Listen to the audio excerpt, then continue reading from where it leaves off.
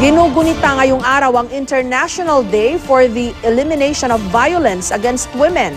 Ayon sa grupong Gabriela, isa sa kada 5 Pilipina ang nakararanas ng pagmamalupit ng kasintahan o asawa. May report si Claire Delfin. Laman ng balita kamakailan ang singer na si Megan Aguilar. Biktima raw siya ng pambubugbog ng kanyang live-in partner na si Alexander Sanchez.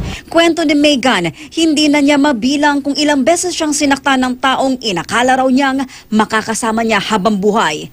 Isa lamang si Megan sa isa sa kada 5 Pilipinang nakararanas daw ng pagmamalupit ng kasintahan o asawa base sa datos ng grupong Gabriela. Hindi pa kasama riyan ang mga nahihiya o natatakot na magsumbong. Influence ng media, ng kung ano yung nakikita nila, how women are projected, no? Yung women projected as sex object. Sa paggunita ng International Day for Elimination of Violence Against Women, kabilang si Megan sa mga dumalo. Dito hindi na niya napigilang maging emosyonal habang inaalala ang kanya raw karanasan. Lagi pong isipin na sa kada pagsubok, kada pagbagsak niyo sa buhay, basta't meron kayong pananampalataya. Kasama rin sa pagtitipon ang aktres na si Monique Wilson na aktibo sa mga usaping pangkababaihan. Ready na ba kayo sa revolusyon? Ready na! Ang isa pang biktima ng pang-aabuso ng asawa na si Divine de Guzman. Kwento ni Divine, 5 taon na niyang ipinaglalaban ang kanyang kaso pero hanggang ngayon hindi pa rin naaaresto ang kanyang asawa. Nakaka-frustrate sobra kasi yung saysay ng warrant hindi niya ma-serve. Justice has been served, may warrant ka na, he should be in jail pero papel lang inasa akin. Follow up sa akin, ma'am ano na po.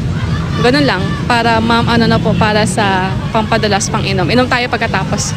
May ganon? May ganon. Inom tayo Pagkatapos. Lalaki sila take note.